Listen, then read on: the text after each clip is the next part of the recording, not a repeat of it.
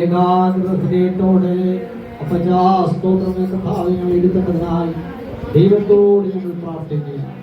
ദൈവം ഞങ്ങളെ സഹായിക്കും. മഹത്വപ്പാടും യേശുവിന്റെ നാമത്തിൽ തന്നെ.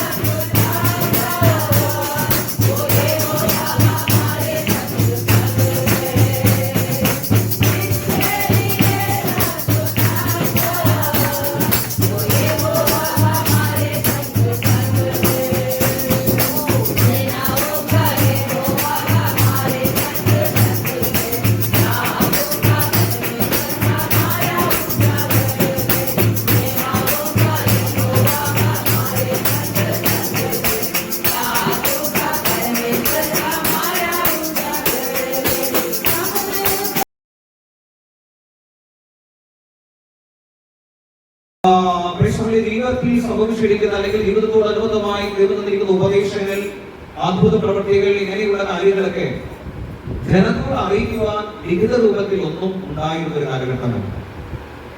और समय में ऐसे कोई लिखित रूप में कोई भी पुस्तक नहीं था जो यीशु मसीह की बातों को दूसरी तरफ क्या करे और शासन।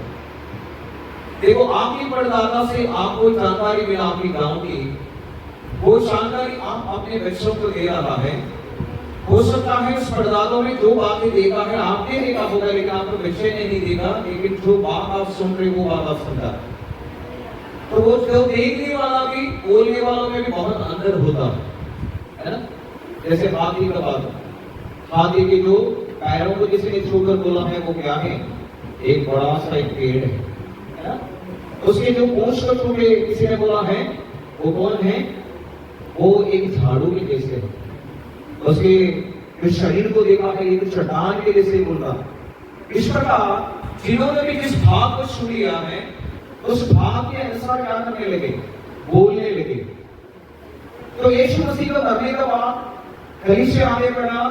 जब आगे बढ़ने के समय में कई प्रकार की जो कथा कहानियां क्या होने लगे, बीच में आने लगे। तो जब ये बीच में आने के समय में तो लोगों को, जो प्रेरित लोगों को बनने के विचार आ गया। देखो, कई तरह की गलत उपदेशों, कई तरह की गलत संदेशों को लोगों को बीच में आते हैं, इसलिए इस लिखित रूप में यीशु मसीह का जो सुसमाचार को यानी यीशु ने किया हुआ कार्यों को क्या करना चाहिए? वो लोगों तक पहुंचाना चाहिए। लिखित रूपത്തിൽ സുവിശേഷങ്ങളും മറ്റൊന്നും ഇല്ലാത്ത കാലഘട്ടമാണ്. യേശുവിന്റെ മരണശേഷം താൻ ചെയ്ത പ്രവൃത്തികളും തന്റെ വാക്കുകളും ഒക്കെ വാമൊഴിയായി പറഞ്ഞുകൊണ്ടിരിക്കുന്ന ഒരു കാലഘട്ടത്തിലാണ് സഭയായത്. അങ്ങനെ സഭയുടെ മുന്നോട്ടുള്ള യാത്രകളിൽ നമ്മൾ കാണുന്ന ഒരു കാര്യമുണ്ട്. വലിയ ദുരുപദേശങ്ങളും എഴുതപ്പെടാത്തതും അറിയപ്പെടാത്തതുമായ പല കാര്യങ്ങളും കഥകളും ഒക്കെ എന്ത് ചെയ്തു? അതിനകത്തേക്ക് കടന്നുകൂടുവാനായിട്ട് ഇടയായി. അങ്ങനെ കടന്നുകൂടിയിരിക്കുന്ന സാഹചര്യത്തിൽ യേശുവിനെ കുറിച്ച് കൃത്യമായ ഒരു സന്ദേശം യേശു പറഞ്ഞത്, അവൻ കണ്ടത്, അത് ചെയ്തത്, കണ്ടത്, കേട്ടതെല്ലാം കൃത്യതയോടുകൂടി എഴുതുക എന്നുള്ളത് വളരെ പ്രധാനപ്പെട്ട ഒരു കാര്യമായിരുന്നു. അതുകൊണ്ട് ജനത്തെ തെറ്റിച്ചു കളയുന്ന, ജനത്തെ വികലമാക്കി കളയുന്ന, ജനത്തെ ദൈവസ്ഥാനത്തിൽ നിന്ന് അകറ്റി കളയുന്ന ഇത്തരം ചിന്താഗതികൾക്കെതിരെ ഒരു ലിഖിത രൂപത്തിൽ ഒരു പുസ്തകം ആവശ്യമെന്ന് കണ്ടുകൊണ്ടാണ് മർക്കോസ് സുവിശേഷം എഴുതുവാൻ ഇടയായിട്ടുള്ളത്. सुसमाचार कहीं वहां पर लिखा हुआ। तो मरकुस ने पवित्र आत्मा से प्रेरित होकर क्या किया है? उनके जीवन में यीशु मसीह के बारे में क्या किया? लिखा। लेकिन मरकुस की पुस्तक को देखो, मरकुस की पुस्तक के अंदर जो भी बातों को हम देख रहा है, उस बात पे उसमें एक बात को उन्होंने प्रस्तुत करने के लिए हमेशा कोशिश किया है। वो बात ये केवल यहूदियों के नहीं और परमेश्वर सबके लिए आया। केवल यहूदियों के लिए नहीं, यीशु मसीह सबके लिए आए। इसलिए सुसमाचार के अंदर कई ऐसे अन्य लोगों के बारे में उसने बताया गया है। उसमें एक स्त्री था, सुरभ महीने के रहने वाला एक यूनानी स्त्री. നമുക്കറിയാം അപ്പോസ്തല സുവിശേഷം എഴുതിയ കാലഘട്ടങ്ങളിൽ ആ കാലഘട്ടത്തിൽ വലിയൊരു അടുക്കൽ ചിട്ടയോട് കൂടിയല്ല എഴുതിയതെങ്കിലും വലിയ അധികാരത്തിന്റെ, യേശുവിന്റെ അധികാരത്തിന്റെ ആ വലിയ ശക്തിയെ വെളിപ്പെടുത്തിക്കൊണ്ട് മാർക്കോസ് ഈ സുവിശേഷം ദൈവജനത്തിനായിട്ട് എഴുതുവാൻ ഇടയായിട്ടുണ്ട്. അങ്ങനെ എഴുതപ്പെട്ടിരിക്കുന്ന സുവിശേഷത്തിനകത്ത് നമ്മൾ കാണുന്നത് യേശു യഹൂദന്മാരുടെ മാത്രം ദൈവമല്ല, യേശു സർവ ജനത്തിന് വേണ്ടി കടന്നു വന്നവനാണ് എന്നുള്ള ഒരു സന്ദേശമാണ് മാർക്കോസ് കൊടുക്കുവാനായിട്ട് ഇടയായിത്തീരുന്നത്. അപ്പോൾ പല വ്യത്യസ്തമായ ചിന്താഗതികളാണ് പലരുടെയും ജീവിതത്തിൽ ഉണ്ടായിരുന്നത്. പിന്നീട് നമ്മൾ കടന്നു വരുമ്പോൾ അതിൽ നിന്ന് പ്രേരിതനായിട്ട് മത്തായി എഴുതി, അതിനുശേഷം നമുക്കറിയാം ലൂക്കോസ് ഒരു ചരിത്രപരമായ അതിന്റെ സംഭവ വികാസങ്ങളെ കുറിച്ച് എഴുതുവാനിടയായിട്ട്. നമ്മളിതെല്ലാം വളരെ വ്യത്യസ്തമായിട്ട് യോഹന്നാൻ നമ്മൾ കാണുകയാണ്. ശ്രദ്ധിക്കണം, യോഹന്നാൻ എഴുതി വളരെ വ്യത്യസ്തമായ ഒരു രീതിയിലാണ് എഴുതുവാനിടയായിട്ട്. നിങ്ങൾക്ക് അറിയാവുന്നതിൽ ഞാൻ ഒരു കാര്യം പറയട്ടെ, മറ്റുള്ള പുസ്തകങ്ങൾക്ക് അകത്തില്ലാത്ത ചിലതാണ് ഇവിടെ യോഹന്നാന്റെ പുസ്തകത്തിൽ നമ്മൾ കാണുന്നത്. जो दूसरे जो सुसमाचार में जो नहीं है वो बात यहाँ पर बताई गया है, यूहन्ना की पुस्तक में बताई गई। तो यूहन्ना की पुस्तक के अंदर जो सुसमाचार के अंदर है वो कई बार हम कहाँ नहीं देख पाते हैं, इस सुसमाचार के अंदर नहीं देख पाते। यानी यीशु मसीह का शारीरिक जन्म के विषय के बारे में और बाकी सुसमाचार लोगों ने परिचित करने के समय में उसका आरंभ से लेकर और हम उसका अंत तक की जो विषय के बारे में यीशु मसीह के जो चेले प्रेरितों ने क्या किया है और हमारे यूहन्ना ने क्या किया, सुसमाचार के द्वारा बताया गया। മറ്റെല്ലാ സുവിശേഷകരും യേശുവിന്റെ ജനത്തെ ജഡാവതാരത്തെ കുറിച്ച് പറയുമ്പോൾ യേശുവിന്റെ അസ്തിത്വത്തെ കുറിച്ചും അവന്റെ ആദിയെ കുറിച്ച് പഠിപ്പിക്കുന്ന പുസ്തകമാണ് ഏതെന്ന് പറയുന്നത് യോഹന്നാന്റെ സുവിശേഷം. അതുകൊണ്ടാണ് ദൈവത്തിന്റെ വചനത്തിൽ നമ്മൾ കാണുന്നത്, സ്തോത്രം, ആദിയിൽ വചനം ഉണ്ടായിരുന്നു, വചനം ദൈവത്തോടു കൂടെയായിരുന്നു, അല്ലേ? ആ വചനം ജഡമായി തീർന്നുവെന്ന് പറഞ്ഞുകൊണ്ട് അവന്റെ ആദിയെ കുറിച്ച്, അല്ലെങ്കിൽ അവൻ നിത്യനും സനാതനമായിരിക്കുന്ന ദൈവമാണെന്നുള്ള കാഴ്ചപ്പാട് അത് ലഘനത്തോട് അറിയിച്ച ശക്തനായ സുവിശേഷകനാണ് യോഹന്നാൻ എന്ന് പറയുന്നത്. ഒരുവൻ ദാസനായി ചിത്രീകരിക്കുമ്പോൾ ഒരാൾ അവരെ രാജാവായി ചിത്രീകരിക്കുക, മറ്റൊരുവൻ മനുഷ്യപുത്രനായി ചിത്രീകരിക്കുമ്പോൾ മറ്റൊരുവൻ ദൈവപുത്രനായി യേശുവിനെ ചിത്രീകരിക്കുക. ഇന്ന് രാത്രി നാം പറയപ്പെടുന്ന യേശു, നാം വിശ്വസിക്കുന്ന യേശു, നാം ചിന്തിക്കുന്ന ദൃഷ്ടികോണിൽ കൂടി നോക്കുമ്പോൾ അവൻ നമുക്ക് രാജാവാണ്, അവൻ നമുക്ക് ഹരിദാസനായി, അല്ലെങ്കിൽ നമുക്ക് വേണ്ടി അവൻ ഇറങ്ങി വന്ന ദൈവമാണ്, ദൈവത്തിന്റെ പുത്രനാണ്, അവൻ മനുഷ്യപുത്രനാണ്. അവന്റെ പ്രവൃത്തികളേക്ക് നമുക്ക് ഈ സുവിശേഷ വേദഭാഗങ്ങൾ നമുക്ക് കാണുവാൻ വേണ്ടി കഴിയും. और बड़े ध्यान से अभी सुनना, इस विषय के अंदर की तरफ से जब हम आओगे, यहाँ पर एक स्त्री के बारे में लिखा हुआ है, जो वो स्त्री कौन है? सुरपनी की सखलिया रहने वाली एक स्त्री। और वहां पर स्पष्ट रूप से एक शब्द दिया हुआ है, वो शब्द यही है, वो यूनानी स्त्री थी। वो कौन था? यूनानी स्त्री। बाइबल के अंदर हमेशा हम दो शब्दों को सुनाई देते हैं, यहूदी और यूनानी. ബൈബിളിനകത്ത് പലപ്പോഴും നമ്മൾ കേൾക്കുന്ന ഒരു പദമാണ് യഹൂദന്മാരും യമനന്മാരും എന്നുള്ളത്, അല്ലേ? യഹൂദന്മാരും യമനന്മാരും എന്നുള്ളത്. ആരാണ് യഹൂദന്മാർ, ആരാണ് യമനന്മാർ? യഹൂദന്മാരെ കുറിച്ച് നമുക്കറിയാം, അബ്രഹാമിന്റെ സന്തതികളായി ദൈവത്താൽ തിരഞ്ഞെടുക്കപ്പെട്ടിരിക്കുന്ന ആ ജനതയാണ് യഹൂദന്മാർ എന്ന് വിളിച്ചു പറയുന്നത്. സ്തോത്രം. അപ്പോൾ തന്നെ നമുക്കറിയാം യമനന്മാർ എന്ന് പറയുന്നത് ആരെയാണ്? സ്തോത്രം. ഹല്ലേലൂയ. സാമ്രാജ്യ ശക്തികളിൽ 4 ശക്തികളെ കുറിച്ച് നമ്മൾ ദാനിയേലിന്റെ പുസ്തകം നമ്മളെ പഠിപ്പിക്കുന്നുണ്ട്. അതിലൊന്നാമത്തെ ശക്തി ബാബിലോണിയ ശക്തിയാണ്. ആ ബാബിലോണിയ സാമ്രാജ്യത്തിന് ശേഷം മേദ്യാപാർഷ്യയും, അതിനുശേഷം ഗ്രീസും, അതിനുശേഷം റോമും, പിന്നീടുള്ള ജനാധിപത്യ വ്യവസ്ഥയിലേക്ക് ലോകം കടക്കുവാനിടയായിട്ടുണ്ട്. ഇങ്ങനെ കടന്നു വന്നിരിക്കുന്ന ലോകത്തിനകത്ത് വളരെ പ്രബലമായ 3ാമത്തെ ശക്തിയാണ് ഗ്രീസ് എന്ന് പറയുന്ന സാമ്രാജ്യം. മഹാനായിരിക്കുന്ന അലക്സാണ്ടറിന്റെ ആ വലിയ യുദ്ധപാടവത്തിൽ ഗ്രീസ് എന്ന് പറയുന്ന സാമ്രാജ്യം വളരെ ശക്തമായി മുന്നോട്ട് പോകുവാനിടയായിട്ടുണ്ട്. ചരിത്രങ്ങൾ ഒരുപാടുണ്ട്. और हम उस हली पुस्तकों के अंदर 4 राज्यों के बारे में हम लोग देख सकता है. उसमें बाबिलोन है, उसमें हली मेदिया-पार्सिया है, जो आज हम लोग ईरान और इराक के बारे में हम सुन रहे, जो जिंदगी की चर्चाएं हम सुन रहा, ये सब कुछ उसी के अंदर की जो हली बातों के अंदर आए जाते हैं.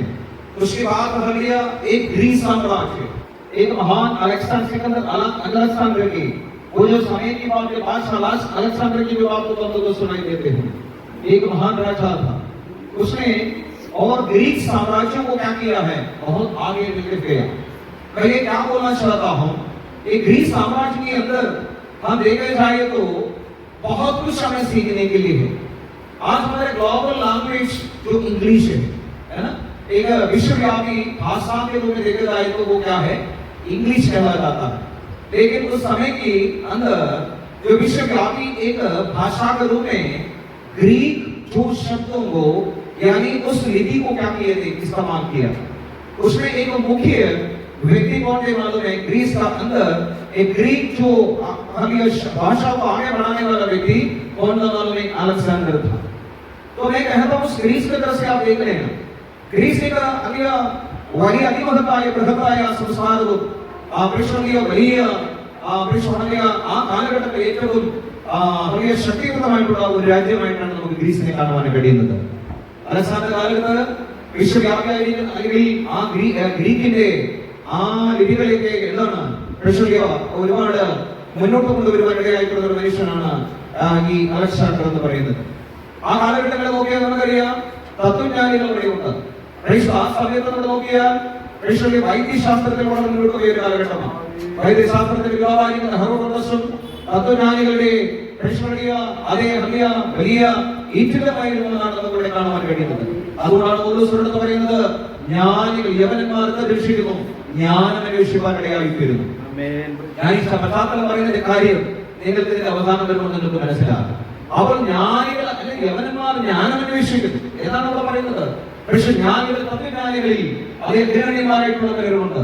സാഹിത്യത്തിലും സംസ്കാരത്തിലും അല്ലെങ്കിൽ നാടകത്തിലും പല രീതിയിലും നോക്കിയാൽ വളരെ വ്യത്യസ്തമായ അതേ ഔന്നത്യം പുറത്തുകൊണ്ടിരിക്കുന്ന ഒരു കൂട്ടം ജനതയുടെ പേരാണ് യവനന്മാർ എന്നുള്ളത്. അപ്പോൾ ഈ ഗ്രീസിൽ താമസിക്കുന്ന ആളുകളെയാണ് യവനന്മാരെന്ന് അറിയപ്പെടുവാൻ ഇടയായിത്തീരുന്നത്.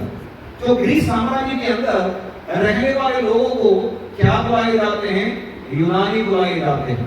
अब आपको समझ में आ गया यूनानी कौन है?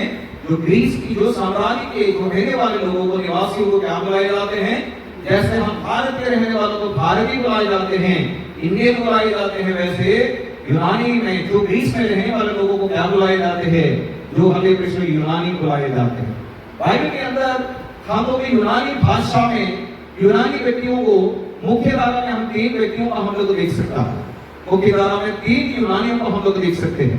പുതിയ നിയമ ശാസ്ത്രത്തിലേക്ക് വരുമ്പോൾ വളരെ പ്രധാനപ്പെട്ട 3 യവനന്മാരെ കുറിച്ച് ബൈബിൾ നമ്മളെ പഠിപ്പിക്കുന്നു. അതിലൊന്ന് ലൂക്കോസാണ്. മറ്റെല്ലാവരും യഹൂദ ശാസ്ത്രത്തിൽ നിന്നുകൊണ്ട് സുവിശേഷം എഴുതിയപ്പോൾ അല്ലെങ്കിൽ ദൈവത്തിന്റെ വചനത്തെ കുറിച്ച് എഴുതിയപ്പോൾ യവന പശ്ചാത്തലത്തിൽ നിന്നും ഒരു വലിയ വിരാഗിയായിട്ടുള്ള ഒരു മനുഷ്യനെ ദൈവം എഴുതിയായിരുന്നു. ദൈവത്തിന്റെ വചനത്തിനെ എഴുതുവാൻ വേണ്ടി ദൈവത്തിന്റെ ഉപയോഗിച്ചു. അതിന് യവനനായിരിക്കുന്ന ലൂക്കോസും യഹൂദനായിരിക്കുന്ന മത്തീയും മറ്റുള്ളവരും ഒക്കെ ചേർന്ന് എഴുതിയതാണ് പുസ്തകം എന്ന് പറയുന്നത്. അതുകൊണ്ടൊരു യഹൂദന്മാരുടെ പുസ്തകം എന്ന് പറഞ്ഞ് നമ്മൾ ഇതിനെ മാറ്റി നിർത്തുവാൻ വേണ്ടി കഴിയുന്നില്ല. ലോകരാഷ്ട്രത്തിൽ എല്ലാ മതസ്ഥർക്കും എല്ലാ ജാതികൾക്കും എല്ലാ വിഭാഗപ്പെട്ടവർക്കും ഒരുപോലെ ഉപയോഗിക്കുവാൻ കഴിയുന്ന രക്ഷയുടെ സന്ദേശം അടങ്ങുന്ന ഈ സുവിശേഷത്തെ പരിശുദ്ധാത്മാപ്രേരിതമായി യവനന്മാരും വിഭൂതന്മാരും ഒക്കെ എഴുതുവാനിടയായി തീർന്നു. അപ്പോൾ യവനന്മാരിൽ വളരെ പ്രധാനപ്പെട്ട ഒരു വ്യക്തിയാണ് ലൂക്കോസ്. വൈദ്യനാണ് നാം പറഞ്ഞിരിക്കുന്നത്. യവന സംസ്കാരത്തിൽ ഏറ്റവും പ്രധാനപ്പെട്ട കാര്യം നമുക്കറിയാം. വൈദ്യശാസ്ത്രത്തിലേക്ക് ആത്മാരായി ഹെറോഡോട്ടസിനെ പോലുള്ള ആളുകൾ അല്ലെങ്കിൽ ആ തത്വജ്ഞാനികളും അതേ സോക്രട്ടീസ്, അരിസ്റ്റോട്ടിൽ എന്നുള്ള ഒരുപാട് പേരെ നമുക്ക് അറിയാൻ കഴിയുന്നുണ്ട്. ഇനി നമുക്കറിയാം സെക്കൻഡ് ഫോണിനെ പോലുള്ള ആളുകൾ എന്താ പറയാ, ഈ മനഃശാസ്ത്ര വിദഗ്ധനായിരിക്കുന്ന വ്യക്തി, ഏറ്റവും നല്ല പ്രബന്ധങ്ങളും ഏറ്റവും നല്ല പുസ്തകങ്ങളും ഒക്കെയുള്ള ഒരു കാലഘട്ടം. അപ്പം ഏറ്റവും സംസ്കാരത്തെയും അല്ലെങ്കിൽ മറ്റെല്ലാ തരത്തിലും ഔന്നത്യം പുലർത്തുന്ന ഒരു നഗരത്തിനകത്തു നിന്ന് ഒരു സ്ത്രീ കടന്നു വന്നിട്ട് യേശുവിനോട് പറയുക, എന്റെ മകളെ നീ സൗഖ്യമാക്കുവാനിടയാണ്. ഇവിടെ നമ്മൾ ചിന്തിക്കേണ്ട ഒരു കാര്യമാണ്, എത്ര നോക്കിക്കേ, ജ്ഞാനികളിൽ ജ്ഞാനിയായിട്ടുള്ളവർ, താത്വികമായ ഔന്നത്യം പുലർത്തുന്നവർ, പക്ഷെ വിദ്യാഭ്യാസപരമായിട്ടും ഭാഷാപരമായിട്ടും സംസ്കാരപരമായിട്ടും എല്ലാ തരത്തിലും ഔന്നത്യം പുലർത്തുന്ന ഒരിടത്തു നിന്നും ഒരു സ്ത്രീ വന്നിട്ട് യേശുവിനോട് പറയാണ്, എന്റെ മകളെ നീ സൗഖ്യമാക്കണം. എന്താണ് ഇതിന്റെ പിന്നിലെ കാര്യം എന്ന് പറഞ്ഞാൽ, ഞാൻ വിശ്വസിച്ച് ഞാൻ താമസിക്കുന്ന ഇടത്ത് ഇത് പരിഹരിക്കാൻ മറ്റൊരാൾ ഇല്ല എന്നുള്ള ഒരു സന്ദേശമാണ് ഈ യവന സ്ത്രീ ലോകത്തോട് വിളിച്ചു പറയുവാനിടയാകുന്നത്. मेरे लोगों, मैं आपको कहना चाहूंगा, एक ग्रीक साम्राज्य के अंदर बहुत ही ऐसे लोग थे और उसमें हमें वैद्य लोग थे, उसमें तात्विक लोग थे, उसमें कई प्रकार की मानसिक चिकित्सा देने वाले लोग थे, उसमें कई तरह के लोग थे. और ये सब छोड़ो, सबसे बड़ी बात ये, तात्विक रीति में रहने वाले लोगों के अंदर देवी देवताओं की कोई कमी नहीं था. इनमें आराधना की मूर्ति का कोई भी कमी नहीं थी.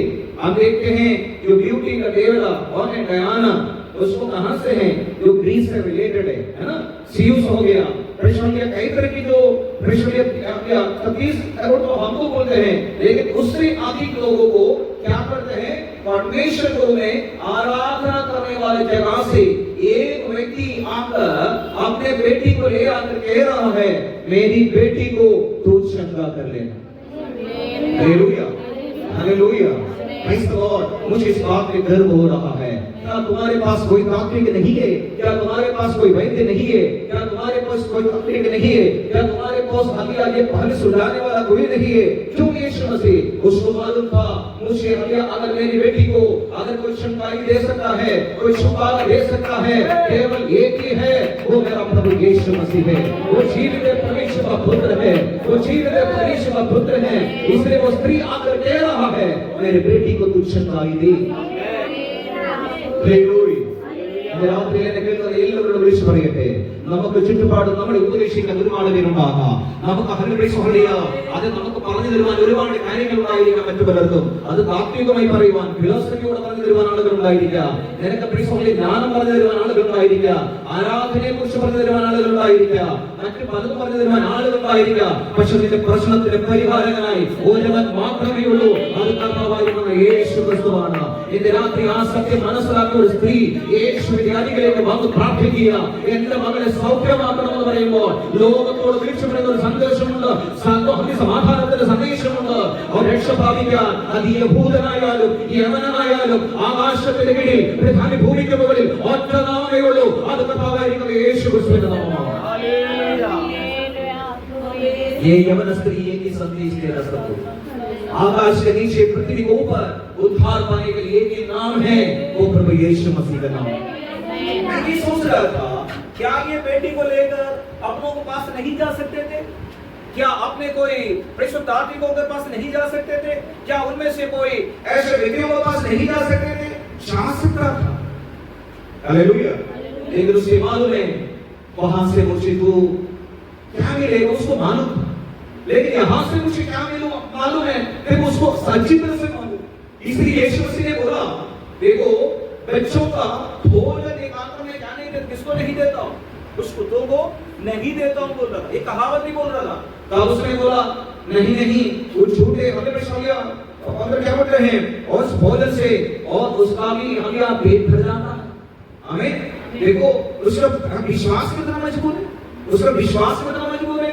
आप देख लेना, उसको मालूम था ये मेरा समस्या का समाधान यीशु मसीह की ओर से है। Hallelujah, hallelujah. वहां पर जैसे आराधना आपको ये मत कभी नहीं दे रहे। हालेलुया। वहां पर हर एक चीज का आराधना करते थे। सूर्य को आराधना करता है और हमें हवा को आराधना करते हैं, आग को आराधना करता है और हमें विश्व ब्यूटी के देवता है और जल के देवता है और कई तरह की हमें हमारी बात है, आराधना की बात है। लेकिन उसको एक बात मालूम था, मैं वहीं तो जा रहे थे, वहां पर मैं अपने बेटी को लेकर तो गया, मैं वहां पर अपने गाड़ी तो किया, लेकिन मुझे कहीं से भी क्या नहीं मिला, कोई खुशी नहीं मिला, आनंद नहीं मिला। लेकिन मुझे मिलने का एक जगह है, वो कौन है, जो यीशु मसीह की उपस्थिति है। हालेलुया। क्या आपके अंदर ये विश्वास है? एक साधारण जगह पर नहीं आया, एक साधारण जगह पर नहीं आया, एक साധാരണ जगह पर नहीं आया. പ്രിയപ്പെട്ടവർ, ഇന്ന് രാത്രി എത്ര പേര് വിശ്വസിക്കുന്നു ഞാൻ കടന്നു വന്നിരിക്കുന്നത് എന്റെ പ്രശ്നത്തിന് പരിഹാരം തരുവാൻ കഴിയുന്ന ഒരു ഇടത്ത് തന്നെയാണ്? അതൊരു പക്ഷേ ലോകം നിനക്ക് തരാൻ കഴിയില്ലായിരിക്കാം, ഒരു വൈദ്യശാസ്ത്രം നിനക്ക് തരാൻ കഴിയത്തില്ലായിരിക്കാം, ഒരു പക്ഷേ നിന്റെ നിന്റെ പ്രിയപ്പെട്ടവർക്ക് നിനക്ക് തരാൻ കഴിയത്തില്ലായിരിക്കാം, ഒരു തത്വജ്ഞാനത്തിന് നിന്റെ ഹൃദയ ചോദ്യങ്ങൾക്ക് മറുപടി പറയാൻ കഴിയുന്ന വരത്തില്ല, അത് വിശ്വാസങ്ങൾക്ക് നിന്റെ ഹൃദയ ചോദ്യങ്ങൾക്ക് മറുപടി തന്നെ കഴിയുന്ന വരത്തില്ല. പക്ഷേ ഈ രാത്രിയിലെ ചോദ്യങ്ങൾക്ക് നിന്റെ സകലവിധമായിട്ടുള്ള പ്രശ്നങ്ങൾക്ക് പരിഹാരം തരുവാൻ കഴിയുന്ന ഒരു കർത്താവുണ്ട്. അത് കർത്താവായ യേശുവാണ്. രാത്രി യേശുവിലേക്ക് നമ്മൾ മനസ്സർപ്പിച്ച് നമുക്ക് പ്രാർത്ഥിക്കപ്പെടണേ. Hallelujah, hallelujah. उसको मालूम था मुझे एक जगह पता है, वो जगह पे यीशु मसीह है। वो जगह पे कौन है? यीशु मसीह है। इनके चारों तरफ से बहुत कुछ कहा और हमारे 24 एक बार पढ़ लेना, 24 को जल्दी से पढ़ना है, 24 को प्रेज़ हालेलुया। हिंदी में पढ़ लेते फटाफट। हालेलुया, आमीन। 24 वहां से उठकर सूर और सौदा के देश दिशा में आया 100 सीधोन की ओर आया और एक घर में गया एक घर में गया और चाहता था कि कोई ना जाने और कोई ना जाने। यीशु मसीह एक घर में आया। कहाँ पर आया? एक घर में आके बैठा। परंतु वह इसकी चर्चा तो बहुत सारे लोगों ने सुना। ये चर्चा सुनते हुए कौन आए? स्त्री आए। उसको मालूम है उसी जगह पे यीशु मसीह है और कोई नहीं है। जीडी में परमेश्वर की उपस्थिति है वहां। हालेलुया।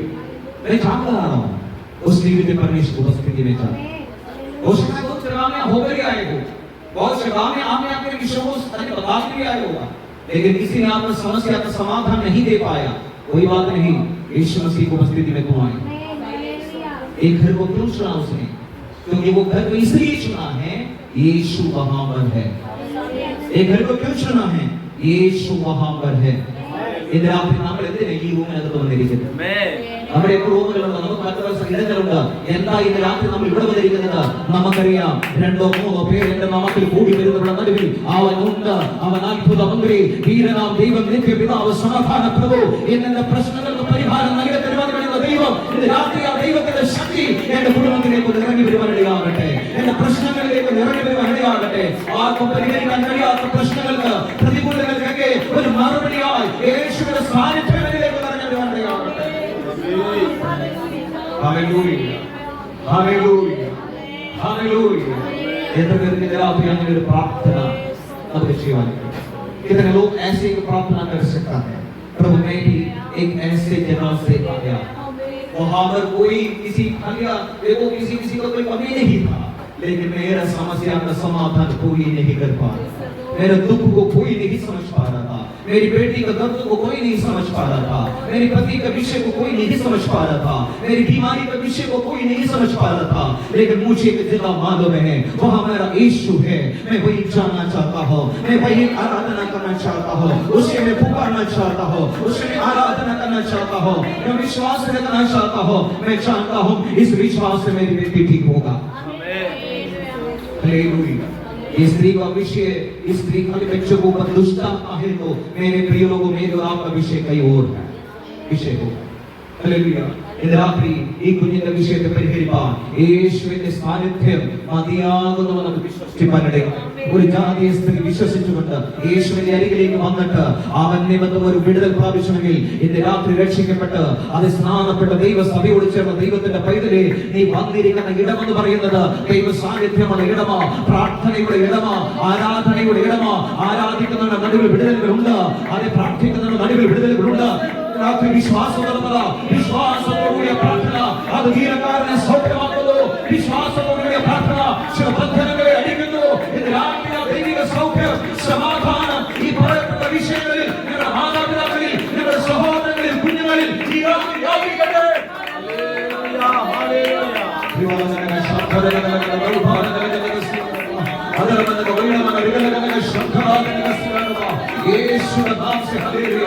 दिखने में कोई सुंदरता ये जगह के लिए नहीं होगा, कोई ऐसे बड़ी इमारत को आपको दिखाई नहीं दे रही होगा, खूबसूरत कोई यीशु की मूर्ति को आपने दिखाई नहीं दे रही होगा, लेकिन यहाँ पर यीशु का उपस्थिति है.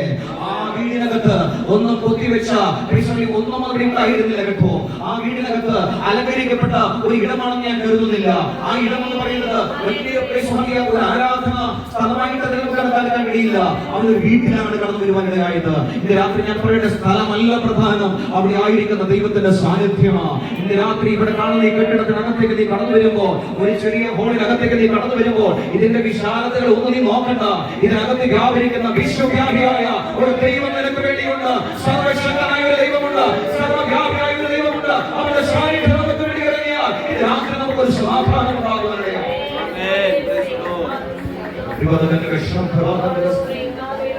मेरे प्रियो, आप ऐसे मत देखो ये छोटा सा जगह यहाँ पर क्या दिखने में कोई मंदिर की कोई रूप रेखा तो नहीं है, यहाँ पर कोई ऐसे कोई कुछ भी दिखाई नहीं दे रहे, लेकिन आपको पता है यहाँ पर प्रभु का उपस्थिति है. हालेलुया. आपका जीवन को बदल सकता, आपका समस्या का समाधान दे सकता, आपका परिवार का समाधान दे सकता.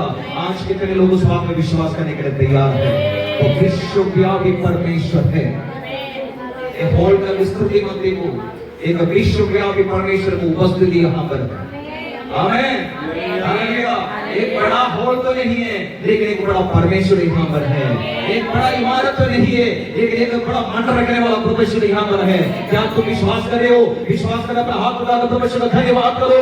वो परमेश्वर मेरे जीवन में काम करेगा। Praise the Lord.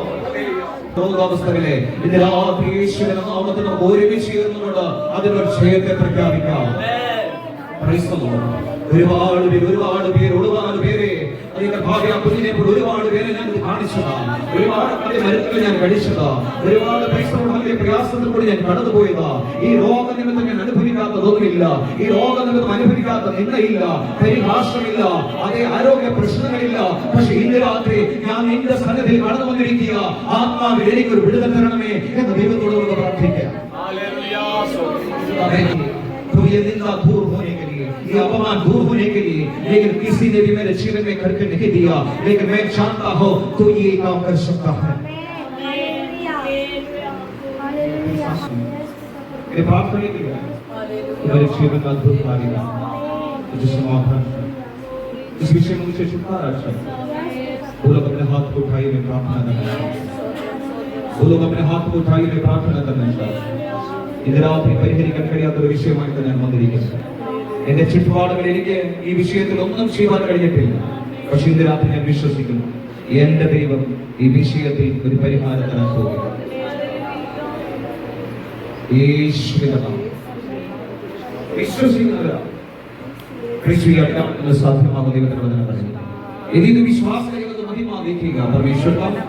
निश्चय यीशु का नाम से प्रभु इन लोगों के लिए मैं प्रार्थना करता हूँ जिन्होंने आज समर्पण करके अपने हाथ को उठाया. परमात्मा लोग के जीवन में कार्य യേശുവിന്റെ നാമത്തിൽ വിടുതൽ സംഭവിക്കട്ടെ. യേശുവിന്റെ നാമത്തിൽ സമാധാനവും സന്തോഷവും ഉണ്ടാകട്ടെ. ജീവിതത്തിൽ വലിയ കർത്താവേ അനുഗ്രഹങ്ങൾ പ്രാപിക്കാൻ വിടുതൽ സഹായിച്ചാൽ പരിഹരിക്കപ്പെടാൻ കഴിയാത്ത ചില വിഷയങ്ങൾക്കകത്തൊക്കെ ദൈവത്തിന്റെ പരിഹാരത്തിന് കടന്നു വന്നിടയാകും. യേശുവിൻ നാമത്തിൽ തന്നെ ആമേൻ.